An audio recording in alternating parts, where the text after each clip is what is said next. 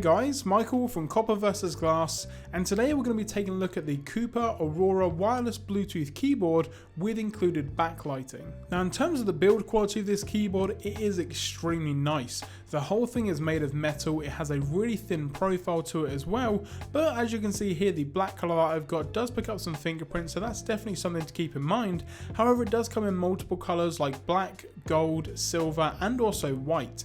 Now as you can see on the back, it is all made of aluminium and it's really strong and also really durable. There's not really any flex of the keyboard or anything, and the fact that it's so thin, that is definitely really awesome. Now you've also got some dedicated keys under Q, W and E for Android, Windows and iOS, and you've also got some function buttons at the top in terms of brightness, skipping tracks within Spotify for instance, and also volume up or down, and just in general the keyboard itself feels really nice to type on as well. Now as you can see here, comparing it to the keyboard on my MacBook Pro 13-inch, you can see that it is a little bit smaller, so that's definitely something to keep in mind. However, this keyboard's more of a travel keyboard. I wouldn't necessarily use this with a PC or laptop full time.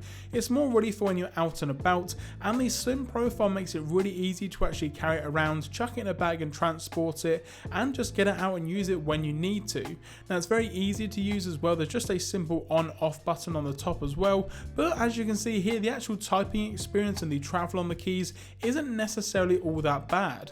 As you can see here, actually typing using the keys like backspace, enter, shift, control, all that sort of stuff works perfectly fine, and I've not really had that many problems. Now as you can see, it does sometimes take a bit of getting used to if you are going from a bigger keyboard down to this smaller one, but in general the keys themselves do feel quite nice and remind me a lot of my MacBook Pro. Now those function keys also work really well on my Mac. As you can see here, just doing volume up and down works perfectly fine, and also getting access to things like Spotlight search as well are very easy to do. Now it does take some getting used to because it is mainly focused towards Windows users, and the keys you do have to kind of fiddle around with them to get the right combination, but once you do, it works perfectly fine. Now as I mentioned at the start of the video, this works with Android, iOS and Windows, and it doesn't necessarily advertise that it works with Mac. However, with a little bit of tinkering and finding the right keys, it works perfectly fine and I've had no issues at all. So who is this keyboard for?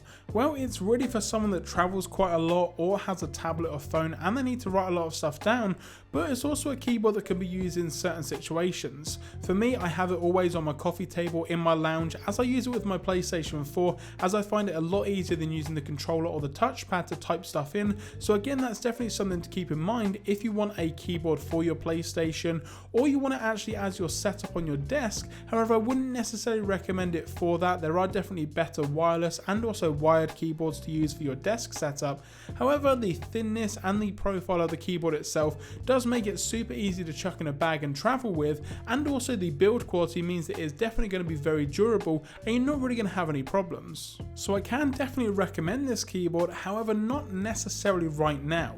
Now in terms of the price of the keyboard, this is kind of where I'm having an issue, as it comes in at $62, which in my opinion is actually quite a lot, and it's not really that far off something like an Apple wireless keyboard or just in general another wireless keyboard from someone like Logitech, so that is definitely something to keep in mind. However, if you guys did enjoy this video, be sure to give it a thumbs up down below, and if you've got any questions or comments about the keyboard, then again leave them in the comments section or on Twitter at Copper vs Glass, and for more content don't forget to subscribe.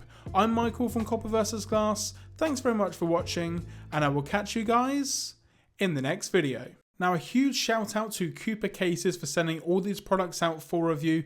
Now if you guys want to check out Cooper Cases, they do a bunch of different folio style keyboards, Bluetooth keyboards, battery packs and a bunch of other mobile and tablet accessories, and they can be found at coopercases.com, and I will have them linked in the description down below. But for now, I'll catch you guys next time.